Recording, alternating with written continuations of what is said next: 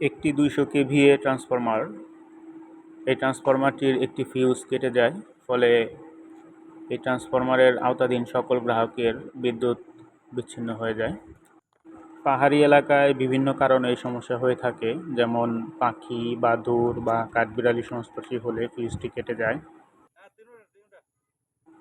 অভিযোগ পাওয়ার সাথে সাথে আমাদের দক্ষ ও অভিজ্ঞ ইলেকট্রিশিয়ান ও লাইনম্যানরা দ্রুত ঘটনাস্থলে পৌঁছে এবং সবগুলো ফিউজ কেটে পুনরায় নতুন ফিউজ সংযোগের পরিকল্পনা করেন।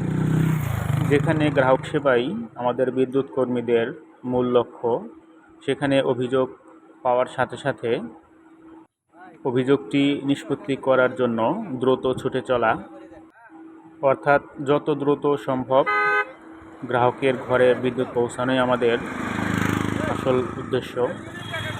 তবে বিদ্যুৎ কর্মীরা যতই পরিশ্রম করুক, গ্রাহকের সন্তুষ্টি অর্জন করাটা আসলে অনেক কঠিন ব্যাপার হয়ে দাঁড়ায়। তারপরও আমরা নিরলস চেষ্টা করে যাই যেন গ্রাহকের ঘরে 24 ঘন্টাই বিদ্যুৎ থাকে।